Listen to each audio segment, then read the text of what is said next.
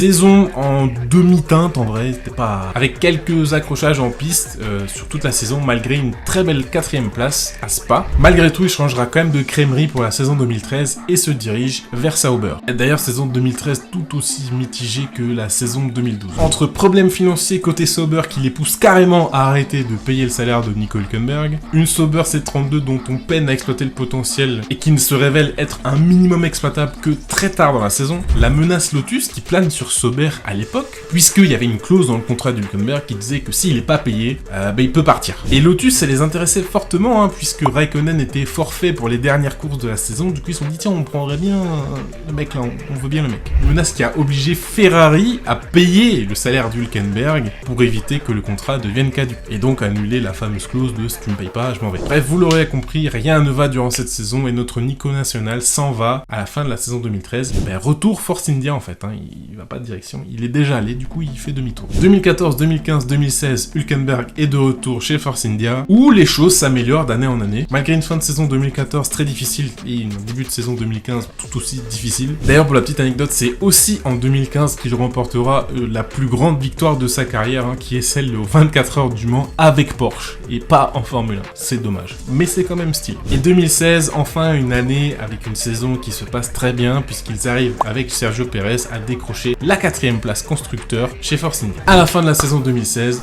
il s'en va chez Renault. 2017 se passe plutôt moyennement chez Renault, il finit 10ème du classement général. Alors il y a un moment où on l'appelait le meilleur des autres, en fait cette expression elle vient de la saison 2018 puisqu'il a fini 7ème du classement général, donc derrière les pilotes Mercedes, Ferrari et Red Bull, c'est donc techniquement le meilleur des autres, effectivement. Avant de tomber dans une saison de déclin, donc saison 2019, soit tantôt tourmenté par la mécanique, soit simplement battu par son coéquipier de l'époque, Daniel Ricciardo.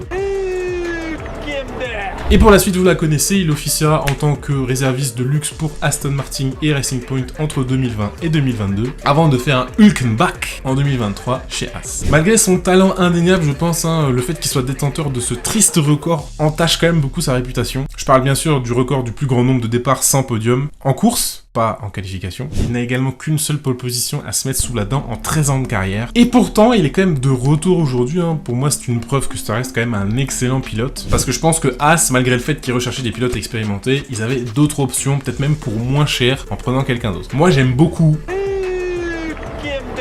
Et si vous l'aimez pas, je vous invite à l'aimer, là, tout de suite.